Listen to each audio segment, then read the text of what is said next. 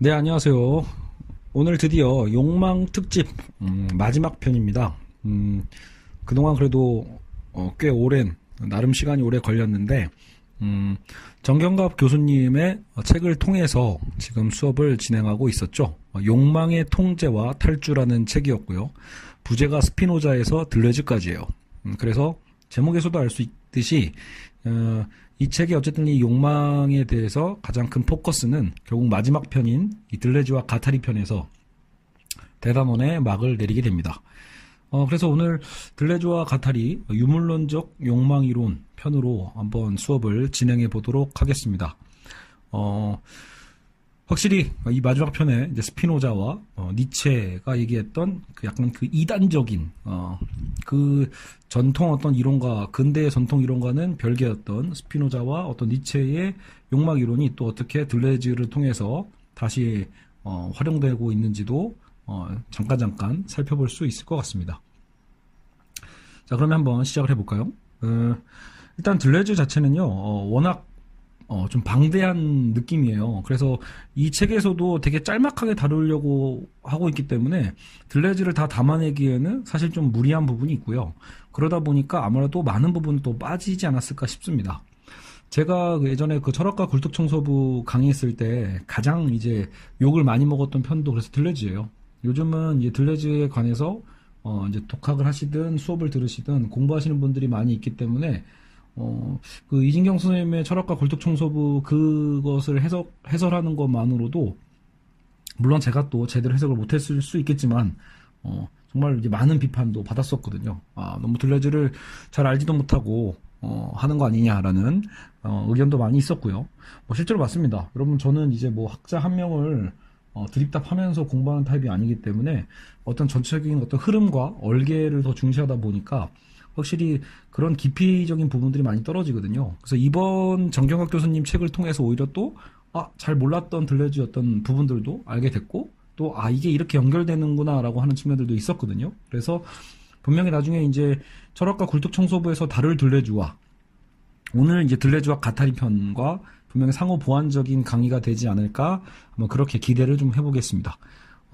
그래서 여러분도 나중에 오늘 이 수업만으로 만족하지 마시고 저 추후에 제가 또 업데이트하게 될 이 철학과 굴뚝청소부 2019년 버전도 참고해서 같이 보완적인 측면에서 들어주시면 될 것 같습니다. 자, 이론적 위상. 자, 들레즈와 가타리는 자본주의 사회를 비판합니다.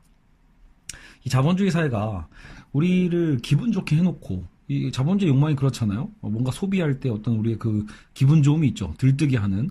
그래서 우리를 정작 기분 좋게 해놓고 정작 우리의 주머니를 털어가는 이런 소비 자본주의의 이중적 면모를 혼을 빼가는 사회라면서 비판을 하고 있습니다.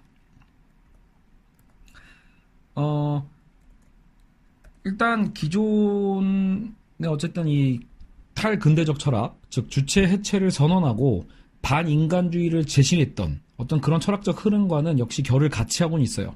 그죠? 그래서 근대의 어떤 철학과 달리 탈근대적인 거죠. 주체 해체 그리고 반인간주의. 그래서 어쨌든 데카르트를 넘어서는 기존의 어떤 데리다나 보드리아르, 락강, 푸코 어떤 그 등의 여러 철학자들과 결을 같이 하는 부분들이 있습니다.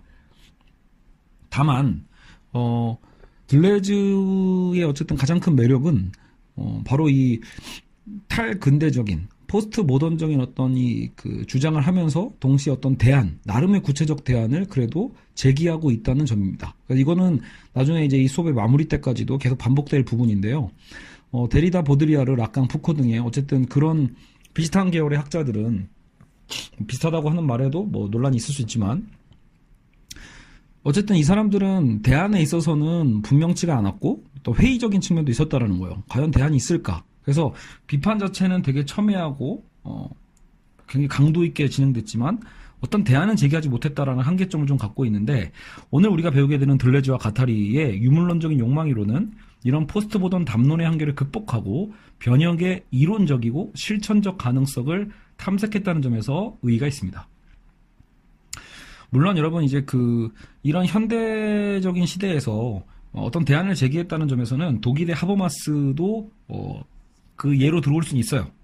근데 독일의 하버마스 같은 경우에는 소통적인 이성을 통해서 대안을 제기했거든요. 그러니까 들레즈와 가타리는 우리가 지금 욕망 특집이잖아요. 들레즈와 가타리는 이성이 아닌 욕망을 통해서 대안을 제기한다는 점에서 독일의 하버마스와도 차이가 있습니다. 그래서 하버마스가 주장했던 의사소통의 합리성 이런 게 아니라 욕망의 열정, 해방의 가능성을 강구하는 광기 어린 몸부림이라는 점에서 차이가 있다.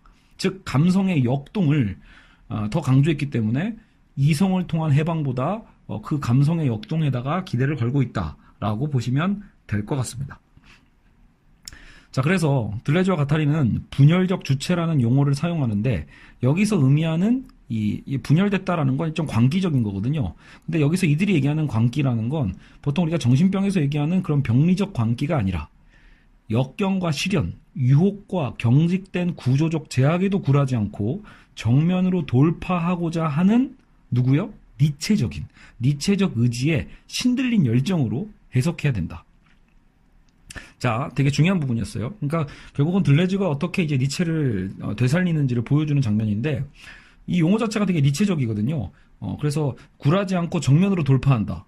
주어진 운명을 사랑하라고 니체가 아모르 파티라고 했잖아요. 그러니까 들레즈와 가타리는 분열적 주체라는 용어를 사용하는데 이 분열적 주체에서 우리가 파생되는 이 광기라는 개념이 정신병의 그 광기가 아니라 역경과 시련, 유혹과 경직된 구조적 제약에도 굴하지 않고 정면으로 돌파하고자 하는 니체적 의지의 그 신들린 열정으로 해석하자라는 거예요. 암울한 시대를 극복하기 위해서는 그래서 우리는 어떤 명증한 의식보다는 그게 이성이었잖아요. 데카르트적인. 그래서 암울한 시대를 극복하기 위해서는 데카르트처럼 명증한 의식을 주장하기보다는 무의식적인 역동 그리고 냉철한 이성보다 출렁이는 감성, 인지적 능력보다는 정의적인 열정에 기대를 건다.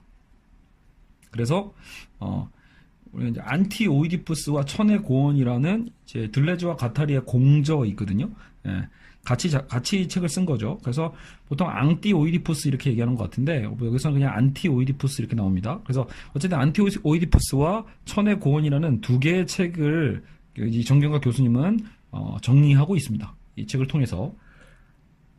자, 여기서 그들의 이론적 위상은 탈현대적인 이론이라기보다 탈형이상학적인 이론이고 동일성 이론과 의식 철학을 거부하는 포스트 형이상학 이론이면서도 변혁의 가능성에 회의적인 포스트 모던과는 또 일정한 거리를 둔다. 무슨 말인지 모르시겠죠?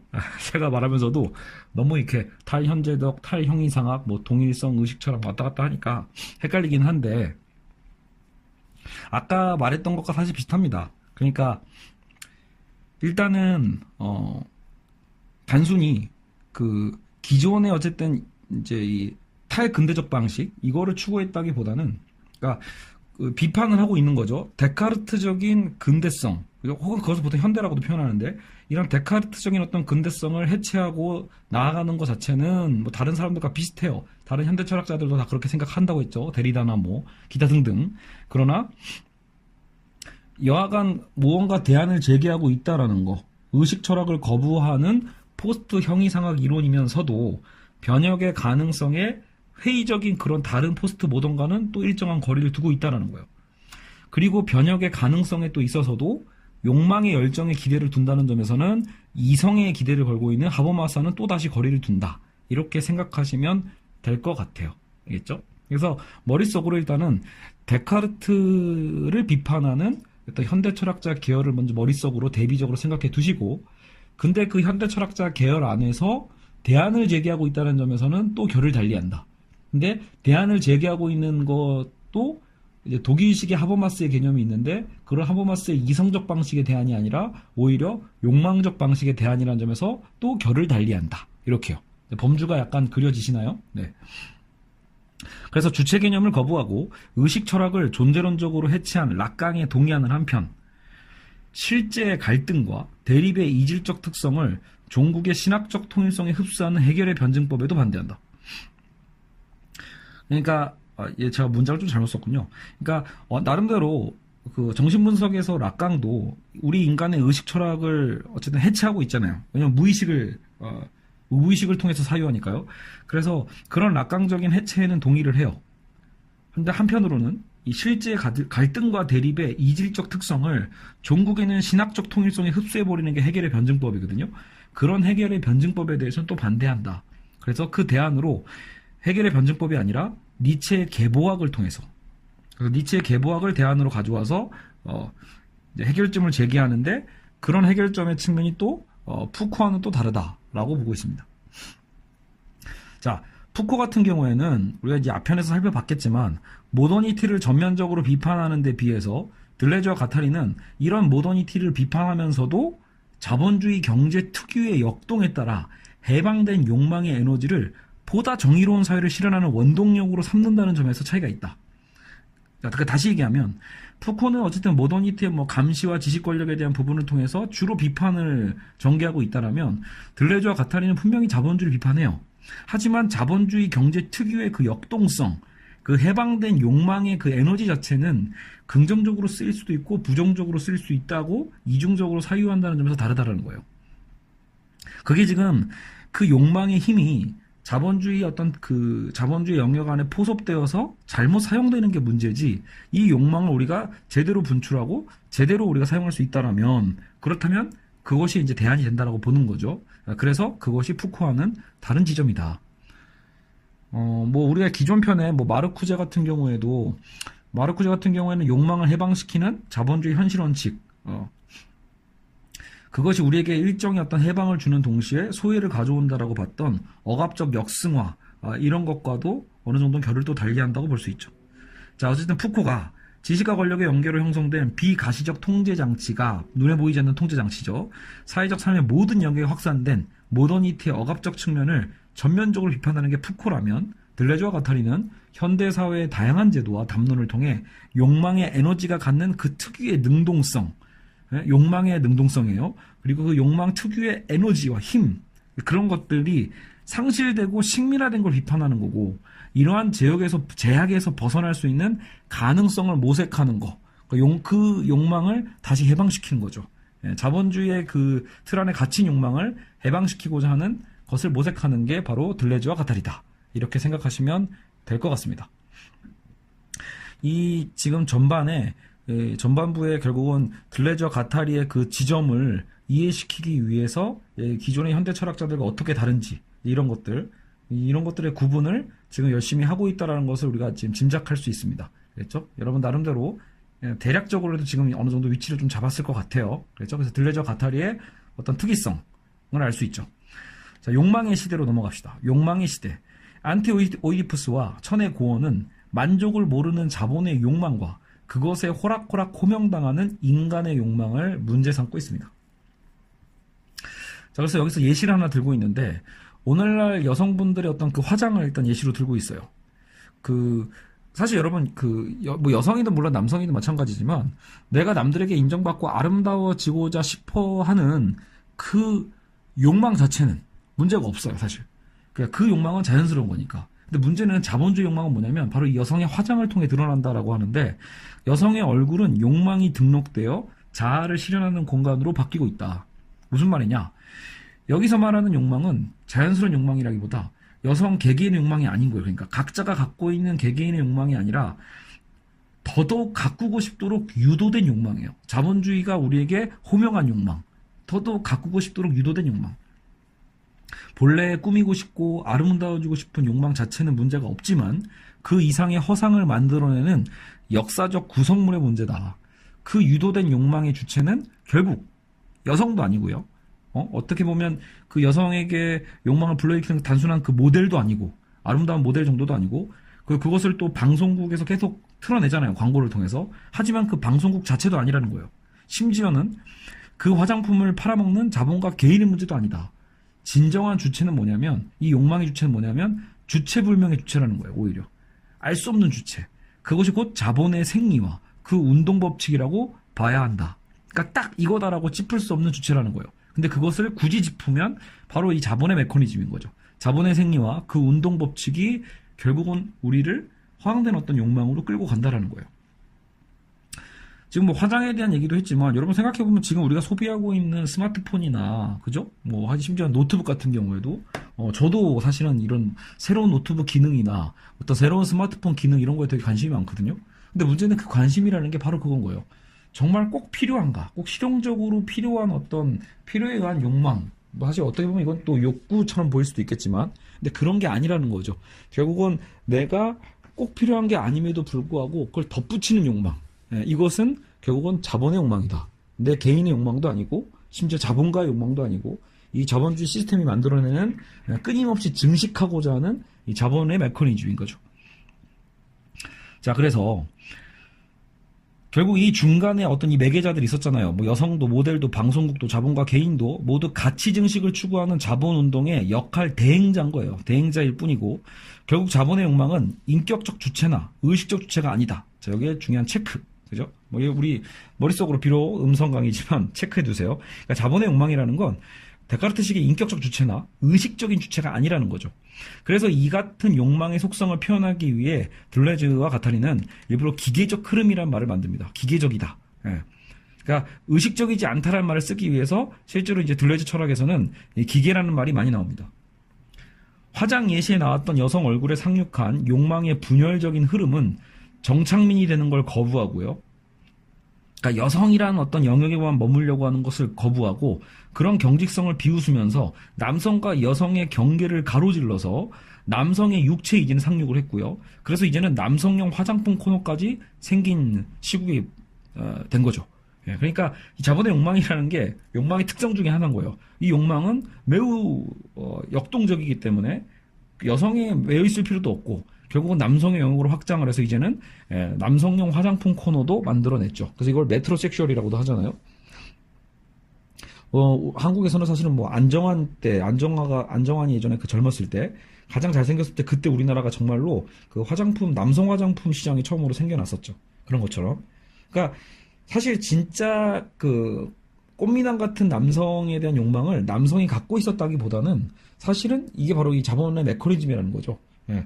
새로운 시장을 또 다르게 개척하기 위한 흐름 같은 거죠. 근데 예전 같으면 저도 이게 바로 이 자본가의 전략이다 이렇게 표현하는데 지금 둘레즈는 뭐라고 하는 거죠? 그 자본가의 전략 뭐 이렇게 뭔가 의도에 있다기보다도 의식적 주체가 아니라고 했잖아요. 그죠? 그래서 오히려 기계적인 욕망으로 보고 있는 거예요. 욕망의 기계적인 흐름. 결국 욕망은 본질상 정착을 싫어하는 유목적 흐름이다. 네. 그래서 제가 지금 이번 정경각 교수님 책을 통해서 가장 이제 저한테는 중요한 깨달음이 뭐냐면 저는 이제 둘레즈의 이 유목, 노마드라고 하거든요, 보통. 그러니까 이걸 항상 저 좀 긍정적으로만 해석을 해왔었어요. 제가 그동안 알고 있었던 이 유목적 사유라는 것을 그저 항상 긍정적인 해석으로 생각했었는데 일단 욕망 자체는 기계적이기 때문에 그 기계적인 흐름을 우리가 어떻게 물꼬를 트냐에 달려있는 거예요. 그러니까 욕망 자체가 유목적인데 그 유목적인 흐름 자체가 우리가 긍정적으로 생각해서는 안 되고 이것이 자본주의라는 틀 안에 포섭됐을 때는 굉장히 부정적으로 나타난다라는 거죠. 오히려. 그러니까 잘못된 힘으로 증폭될 수도 있다라는 게 이 욕망의 특성이라는 것을 저도 뭔가 새롭게 알게 되었습니다. 그래서 여러분은 이 둘레즈가 다루고 있는 이 욕망을 이중적으로 일단은 접근하셔야 됩니다. 욕망은 무조건 좋아 뭐 이런 것도 아니고 무조건 나빠 이렇게 이원화해서 생각하시면 안 됩니다. 둘레즈의 욕망은 더 이중적이다. 자, 이러한 욕망은 그래서 산 사람뿐만 아니라 뭐 장래 이후의 서비스도 이제는 커지고 있잖아요. 장래 서비스 이런 것처럼 이 욕망은 죽은 자에게까지 확산되고 있는 시대죠. 게다가 커뮤니케이션마저 자본의 욕망을 실현하는 지형으로 개간되고 있다. 무슨 말이냐? 아까 제가 말씀드린 것처럼 스마트폰의 확산에 있어서도 이게 결국은 수요와 공급의 원칙에서 이루어진다기보다 그러니까 수요가 공급을 창출하는 것도 아니에요. 그냥 공급이 수요를 창출하죠. 우리가 필요해서 만들어진다기보다도 그들이 만들고 그리고 그 만든 것에 맞춰서 우리의 수요를 새롭게 욕망을 충동시켜서 창출하고 있는 셈입니다. 스마트폰 그 쓰임새 자체는 지금 시대에 필요하다고 해도 그 이상으로 필요 없는 청소년이나 초등학생까지도 모두 소유하도록 만들고 있잖아요. 실제로 지금 한국 사회는요. 요즘은 초등학생들도 거의 스마트폰이 다 있죠. 꼭 필요한 것도 아닌데. 그죠? 그것이 결국은 자본의 욕망에 있다. 통신수단이 목적이라기보다 스마트폰 자체를 소유하고 탐닉하는 것이 중요한 시대가 된 것이죠.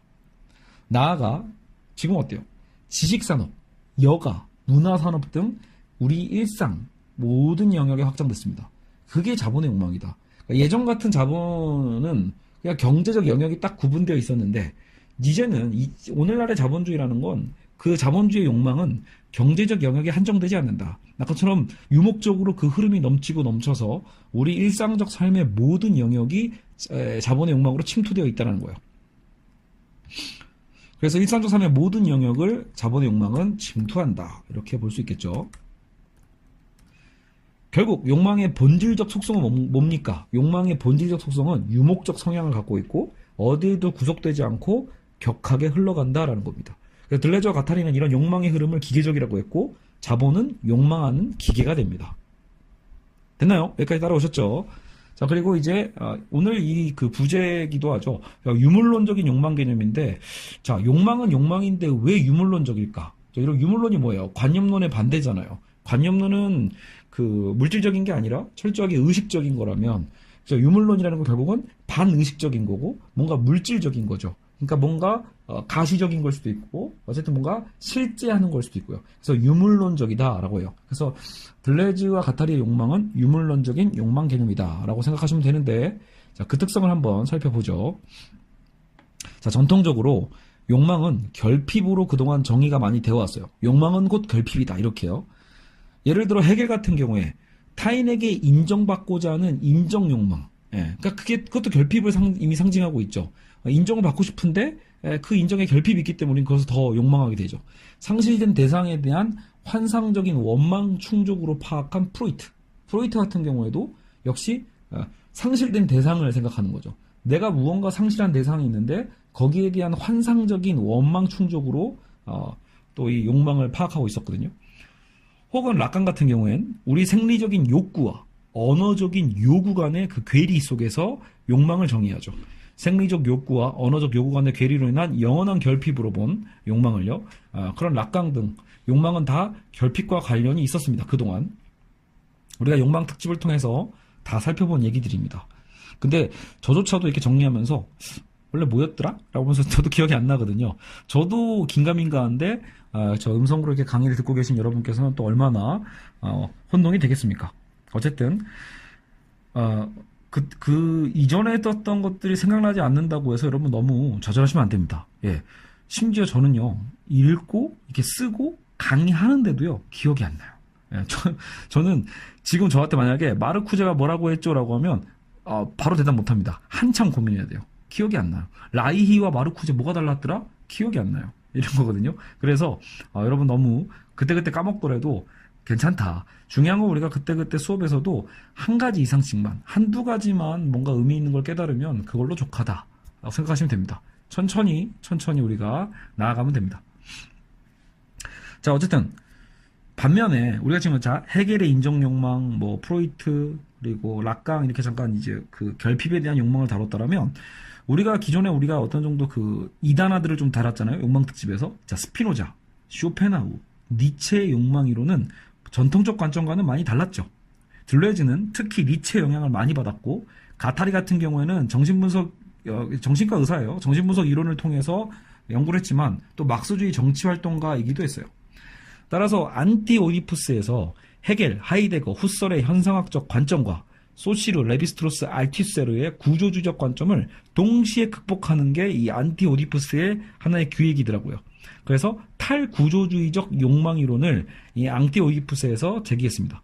그들이 주장하는 유물론적 욕망이론의 특징은 그래서 세 가지로 요약해 볼 수 있습니다. 자, 유물론적 욕망이론의 세 개의 특징. 첫 번째, 욕망은 결핍이 아니라 결국 아까 계속 결핍으로 다른 학자들은 봤잖아요. 결핍이 아니다. 무의식적 에너지의 능동적 흐름이다. 결핍이 아니라는 거예요. 능동적인 흐름이고 무의식적 에너지에 스피노자와 니체가 주장한 신체적, 생물학적 욕망 개념과 같은 물질적 에너지라는 겁니다. 그러니까 유물론적이죠. 있죠? 이게 그러니까 첫 번째 특성이에요. 기본적으로 결핍이 아니고 능동적인 흐름이면서 그것은 또 유물론적이다. 후기 프로이트의 리비도 개념에 좀 가깝다라고도 보고 있어요. 따라서 전통적 관점이라는 건 보통 관념론적인 전제가 깔려 있었다라면 왜냐요? 초월적 세계를 이미 상정하고 있거든요. 주로. 그래서 들레즈와 가타리는 이러한 전통적인 관점을 비판하고 들레즈와 가타리의 리비도 개념은 생물학적 개념이에요. 즉 실제 하고 있는 거죠. 그래서 실제계에 근거하고 있다. 결국 욕망은 무언가를 끊임없이 만들어내는 창조적이고 생산적인 에너지의 흐름이에요. 관념적인 게 아니니까. 그렇게 우리가 지금 들레즈가 다루고 있는 욕망은 진짜 실제적인 에너지가 되는 거예요. 결핍을 욕망의 원인이 아닌 오히려 결핍을 차라리 욕망의 결과로 봤다. 그런 어떤 스피노자의 방식을 긍정하고 있고, 또 능동적인 힘과 권력 의지를 예찬하는 니체의 영향을 또 받았기 때문에 가능한 주장이기도 합니다. 자, 이게 어쨌든 첫 번째 능동적인 무의식적 에너지의 흐름이면서 유물론적이다라고 봤죠. 자, 두 번째도 좀 비슷한데 기계적인 거예요. 욕망은 그래서 무의식적 흐름이고 기계적 에너지의 흐름이다. 들레즈와 가타리가 기계적이라는 이름을 붙인 건 전통적으로 따라다니는 인격적 주체 개념을 제거하기 위해서요. 자, 그래서 기계적이다라는 거 꼭 기억해 두셔야 돼요. 게다가 그들은 욕망을 기계적이라고 하면서도 결코 은유라고, 심지어는 우리가 어때요? 우리가 보통 그래 기계적이야? 그렇다고 뭐 진짜 그렇다고 이런 메카닉을 얘기하는 건 아닐 거 아니에요? 우리가 보통 얘기하는. 그러니까 은유겠구나라고 생각하는데 보통 이렇게 처음에 이 들레즈를 읽으면요. 여기서 기계적이다라는 것은 은유겠지라고 생각했는데 정작 그들은 일부러 선을 또 그어요. 은유가 아니다라고요. 욕망을 기계적이라고 하면서 욕망하는 기계, 기관 없는 신체, 자본주의 기계 등등 자본주의와 자본주의 사회의 일상적 삶의 위협적 심각성을 욕망의 속성에 주안점을 두고 비판할 때 이 기계라는 표현을 자주 사용하고 있거든요. 그들은 욕망의 흐름을 인격성과 무관한 기계적 흐름이라고 보았지만 그렇다고 또 공학적인 기계를 뜻하는 건 아닙니다. 여러분 지금 머릿속에 기계대기라고 했을 때 이 기계란 말을 그냥 우리는 머릿속에 자꾸 우리 공학적인 기계, 쇳덩어리 있잖아요. 그런 걸 생각하셨을 거 아니에요. 근데 그런 건 또 아니라는 거예요. 근데 그렇다고 은유도 아니다. 이렇게 얘기하거든요. 그래서 중요한 건 의식과 무관하게 작동되는 무의식적 에너지의 유목적 흐름으로 본 것이기에 일면 은유적 측면도 결국은 부인할 수는 없지 않냐라고 정경각 교수님은 생각을 합니다. 그러니까 그렇게 분석을 하는 거죠. 그러니까 정작 당사자인 들레즈와 가타리는 이 자신들이 얘기하는 이 기계적이라는 표현을 은유가 아니다라고 선을 긋고 있지만 사실 이제 그거를 해석하는 사람들 입장에서는 그렇다고 진짜 뭐 메카닉적인 공학적 기계도 아닌 이상 결국 어느 정도는 은유성은 있는 거 아니냐라고 생각할 수밖에 없다라는 거죠. 어쨌든 우리가 이 두 번째 특성으로 확실히 여러분이 머릿속에 각인하셔야 될 거는 이 기계적 특성이라는 것은 뭐와 반대되는 거기 때문에 의식적이거나 이런 게 아니라는 거죠. 인격적 주체 개념이 아니기 때문에 이런 욕망의 특성을 설명하기 위해서 기계라고 표현했다라는 거죠. 그래서 무의식적 에너지의 유목적 흐름이다. 자, 세 번째 특성. 욕망은 고정된 표상체계. 이 표상체계가 핵심이에요. 세 번째는요. 고정된 표상체계에 구속될 수 없는 역동적 에너지다. 그러니까 어디에 고정되지 않는다는 거예요. 표상적인, 언어적 표상이나 이런 거에 고정되지 않고 욕망은 정말 역동적으로 흘러넘친다. 기존 정신분석은 표상이론이었거든요. 오이디푸스 이론을 통해서 어떤 욕망의 삼각형 같은 걸 그려놓고 그 자리에 호명하는 그 자리들이 있죠. 아이의 욕망이 어머니라는 전인적 인격체가 아니라 유방과 같은 부분 대상에 투여된다고 들레즈와 가타리는 보았고, 아버지를 살해하고 어머니와 함께하고자 하는 욕망이 아니라 아버지로 상징되는 기성세대가 아이에게 죄의식을 부과한 것에 불과하다. 뭐 이런 식으로. 그러니까 결국은 기존의 정신분석이 얘기했던 표상이론을 벗어난다. 욕망의 본질 자체가 자유롭기 때문에 기계적인 생산적 흐름이기 때문에 기존 정신분석은 뭐였어요? 오히려 욕망을 억압해서 승화하는 방식으로 받아들였잖아요. 그러니까 욕망을 이 사회가 그대로 투영할 수 없어서 우리의 무의식적인 욕망을 억압하고 승화하는 방식으로 창조성을 발휘해야 된다. 뭐 이런 식으로 얘기했던 게 기존의 어떤 프로이트적인 정신분석이라면 들레즈의 욕망은 그런 게 아니라는 거예요. 억압을 통해서 드러나는 게 아니라 욕망은 그 자체로 생산적이고 그 자체로 흘러간다. 그래서 그런 표상체계에 구속되지 않는다라고 생각하시면 됩니다. 자, 그래서 우리는 지금 유물론적인 욕망이론 세 가지 특성을 살펴봤습니다. 첫 번째, 무의식적 에너지의 능동적 흐름으로서 유물론적이다. 두 번째, 기계적이다. 기계적이기 때문에 인격적인 또 주체 개념을 제거할 수 있다. 의식적인 것을 넘어선다. 이렇게 볼 수 있고, 세 번째, 표상체계에 고정화되지 않는다. 역동적 에너지의 흐름으로서 직접적으로 우리의 삶에 표출되는 방식이에요. 결국 욕망은 물질적 에너지의 흐름이자 무의식적으로 인격적 개념을 제거하고 표상체계에도 구속되지 않는 특성을 갖는데 기존의 프로이트의 리비도, 스피노자의 코나투스, 니체의 의지 개념과 유사한 유물론적 욕망이론이다. 자, 우리가 그동안 배웠던 스피노자의 코나투스 혹은 프로이트의 후기의 리비도죠. 생물학적인. 또 니체의 권력의지 개념과 유사하다. 이렇게 보고 있습니다. 자, 통제의 코드와 영토라고 볼 수 있는데요. 자, 그럼 뭐냐? 이제부터 이제 또 들레즈의 또 중요한 용어들이 나오니까 또 쉴 틈이 없네요, 여러분. 정신을 바짝 차리고 따라올 수밖에 없습니다. 지금 아직 우리 절반도 안 왔는데 벌써 30분이네요. 한번 보고 제가 지금 한 45분쯤 지났을 때 만약에 1시간이 꼭 넘어갈 것 같으면 뭐 끊어야 될 것 같긴 하거든요. 한번 가보죠. 60분에 딱 끝나면 한 편에 가고요. 안 될 것 같으면 두 편으로 나누겠습니다. 자, 통제의 코드와 영토. 자, 정작 이러한 욕망의 특징은 그대로 방치할 때 에너지가 기존 사회 질서를 와해시키는데 작용할 수도 있습니다. 자, 그러니까 어쨌든 지금 들레즈는 욕망을 되게 강조하고 있지만 그 욕망이 그대로 방치되면 이 에너지가 어디로 흐를지 모르기 때문에 오히려 사회 질서를 와해시키는 데 작용할 수도 있는 제가 이중성을 제가 강조했잖아요. 부정적인 측면도 있어요. 따라서 욕망의 흐름을 적절히 통제하고 순치시키는 것이 중요하다라고 말하는데요. 여기서 우리는 용어를 세 가지를 익혀둘 필요가 있습니다. 하나는 코드화, 영토화. 자, 그래서 코드화 시킨다, 영토화 시킨다 이렇게 표현하는데요. 여러분, 영토는 진짜 우리가 보통 뭐죠? 이게 한국의 영토냐 아니냐 이렇게 말할 때 그 영토 맞아요. 그리고 코드는 우리가 보통 COD 있잖아요. 말 그대로 코드화. 그래서 코드가 맞네 안 맞네 할 때 그 코드화예요. 그래서 코드화, 영토화는 뭐냐면 욕망의 흐름을 억압하고 통제하는 과정을 보통 코드화, 영토화 이렇게 표현할 수 있습니다. 자, 그런데 욕망의 흐름을 이렇게 억압하고 통제하는 코드화와 영토화가 있더라면 여기서 벗어나는 탈코드화, 탈영토화도 있습니다. 억압과 통제를 끊임없이 벗어나려는 욕망 특유의 분열적인 흐름입니다. 이것도 중요한 체크예요. 분열적인 흐름이에요. 그리고 탈주의 흐름을 다시 포획해서 탈코드화됐고 탈영토화됐다고 칩시다. 욕망이 기존에서 벗어났어요. 기존 코드와 기존 영토에서 욕망이 분열적으로 벗어났다고 칩시다. 근데 그 분열된 욕망을 다시 포획. 우리가 물고기 잡을 때 포획한다고 하잖아요. 무슨 짐승을 잡을 때. 그러니까 이런 탈주의 흐름을 다시 포획해서 다시 억압하고 통제하는 메커니즘을 재코드화, 재영토화라고 또 말합니다. 다시 한다는 거죠. 다시 코드화한다, 다시 영토화한다. 특히 강도 높은 억압과 통제를 할 때는 일부러 초코드화라는 말을 씁니다. 초코드화. 그래서 이제 코드화와 영토화가 있으면 이것을 벗어나는 탈코드화와 탈영토화가 있고 또 이것을 다시 또 포획시키는 재코드화와 재영토화의 용어가 있다는 것을 일단 여러분이 알아두시고 이제 그 다음으로 이 흐름이 어떻게 연결되는지를 살펴보면 될 것 같습니다. 자, 욕망 통제의 양식에 따라서 우리는 그러면 첫 번째 원시 사회와 두 번째 우리가 군주 사회 있죠. 전제군주 사회 그리고 세 번째 오늘날 자본주의 사회를 범주적으로 한번 구분해 볼 수 있습니다. 자, 첫 번째 원시 사회는 뭐예요? 기존의 옛날의 그 고대 원시 사회는 다양한 부족들로 이루어진 사회이기 때문에 하나의 코드가 아니라 다양한 코드가 존재할 수밖에 없어요. 그러니까 이 통제도 아무래도 다양하겠죠. 다양한 코드가 존재하고 공존하기 때문에 일원화된 전면적 통제는 불가했던 시대라는 거예요. 그 다양성이 있었던 시대인 거죠. 원시 사회는 다양한 부족들로 이루어졌기 때문에 전면적 통제가 불가했던 다양한 코드가 존재했다. 그런데 두 번째 전제군주 사회는 모든 것이 군주의 기호하에 예속되는 초코드화라고 볼 수 있어요. 아까 초코드화가 뭐라고 했죠? 강도 높은 억압과 통제라고 했잖아요.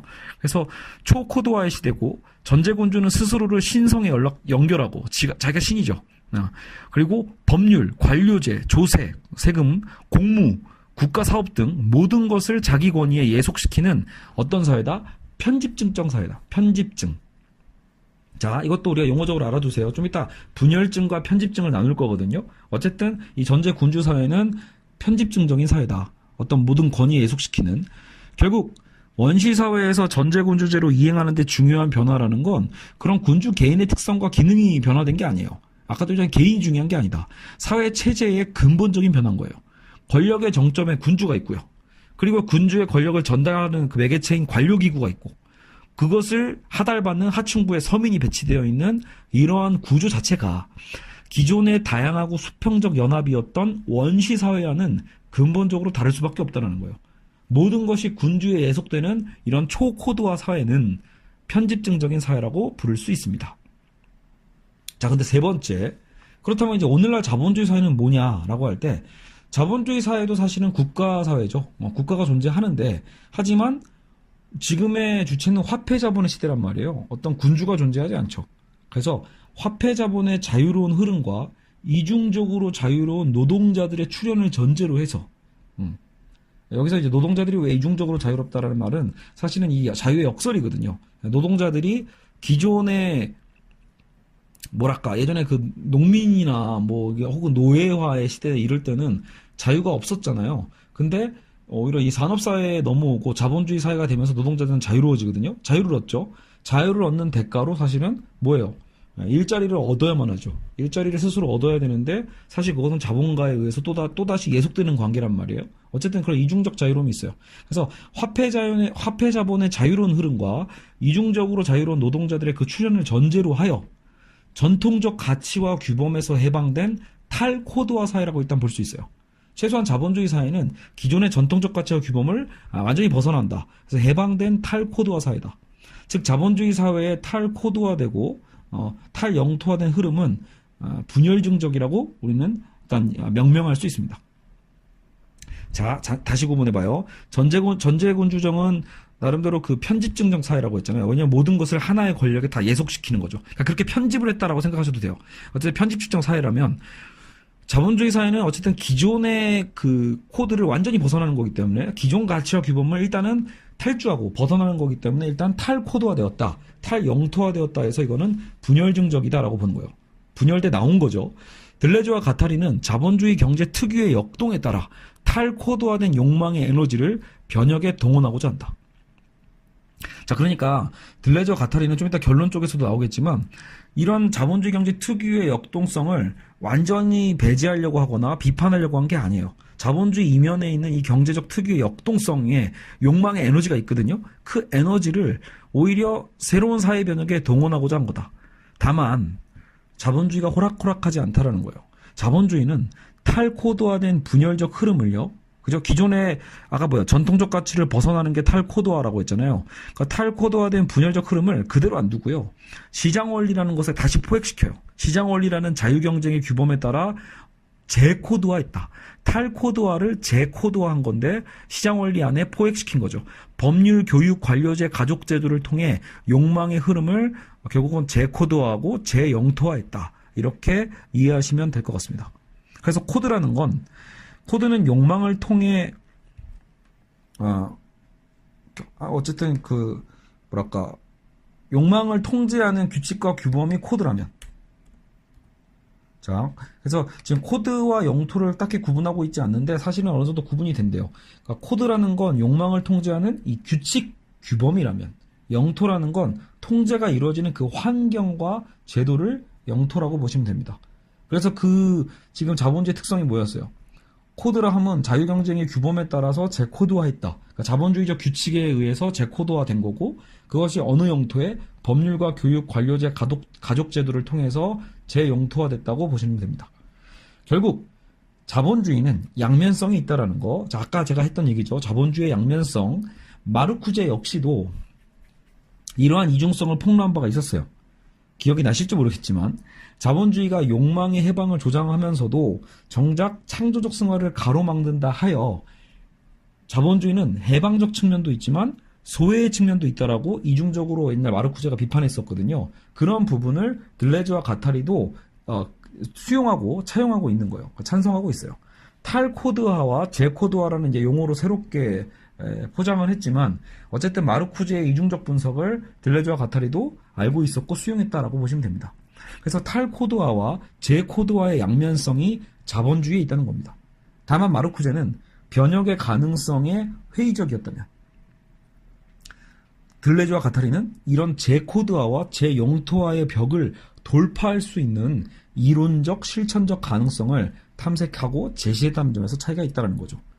자, 여러분 벌써 약간 몇 번씩 반복되고 있죠. 그러니까 새로운 용어들도 있고 복잡함도 있는 것 같지만 그래도 지금 무언가 계속해서 반복되는 특성들이 있습니다. 들레즈와 가타리에. 이런 부분들을 우리가 캐치하면 좀 더 이 수업을 이해하기가 편하겠죠. 자, 자본주의는 욕망의 흐름을 구속해온 기존 전통을 탈코드화하는 반면 다시 자본의 가치 증식이라는 이론칙에 벗어나지 못하도록 재코드화하는데 이를 공리계라고 한다. 자, 다시 한번 볼게요. 자, 자본주의는 뭐예요? 욕망의 흐름을 구속해온 기존 전통을 탈코드화하죠. 알겠죠? 어떤 그 근대적 흐름에 대한 것 혹은 중세적 흐름에 대한 것을 자본주의가 완전히 뒤바꿔서 탈주하죠. 탈코드화 시켜요. 하지만 다시 자본의 가치 증식이라는 그 제1원칙, 가장 중요한 자본의 그 원칙에는 절대 벗어나지 못하도록 다시 재코드화 시킨다. 이것을 공리계라고 우리는 명명한다. 만약 자, 사례가 이런 거예요. 자, 이런 공리계가 있다고 했을 때, 여러분 보통 우리가 노조운동가 있잖아요. 만약에 노동운동이 격렬해지면 자본주의 자체를 위협할 수 있죠. 자본주의 자체를 무너뜨릴 수 있을 정도로 격렬한 노동운동이 발생하면, 그래서 결국 이건 또 뭐예요? 지금 자본주의를 벗어나는 거면 또 탈영토화가 되겠죠. 자본주의에서 또 벗어나고자 하는 탈영토화의 흐름이 확산된다면, 노동자 계급에게 단기적인 이익을 오히려 양보해서라도 자본주의의 그 1원칙, 가치 증식이라는 그 1원칙이 가능하도록 공리를 오히려 추가할 수 있는 게 바로 이 자본의 유연성입니다. 대단하죠? 그죠? 그러니까 어떻게 보면 그 제1원칙을 지키기 위해서라면 그런 공리계는 어느 정도는 유연하게 변형시키고 막 카멜레온처럼 바뀔 수 있는 게 이 자본주의라는 거예요. 그래서 더 강력한 거죠. 경직적이지가 않다. 이 욕망이라는 것 자체가 경직적이지 않거든요. 그러니까 그 욕망의 역동성이 사실 이런 어떤 변화 속에서 탈코드화로 오히려 또 막기 위해서 이 재코드화와 재영토화의 어떤 이 과정을 지키려고 한다라는 거예요. 자본주의 사회의 공리계는 그래서 매우 탄력적이고 사회 통제는 그래서 은밀하기 때문에 벗어나기가 결코 쉽지 않다고 볼 수 있습니다. 됐죠? 자, 그러면 우리는 일단 지금 40분이 지났기 때문에 제가 지금 굉장히 막 후딱후딱 해치우면은 또 모르겠는데 아무래도 좀 길어질 가능성이 매우 높기 때문에 일단 여기서 한번 잠깐 끊고 다시 2부로 넘어가도록 하겠습니다. 그래서 우리는 지금 들레즈와 가타리의 이 유물론적인 욕망 이론을 시대적인 어떤 그들의 위치를 살펴봤고요. 그리고 그들이 얘기하는 욕망의 특성이 무엇인지, 그죠? 그들만의 욕망의 유물론적 욕망의 개념이 무엇인지를 살펴봤고, 그리고 이제 코드화와 영토화에 대한 개념들 이것을 간단하게 살펴봤습니다. 그래서 이제 잠깐 끊고 그 다음 파트인 자본주의와 파시즘에 대해서 살펴보도록 하겠습니다.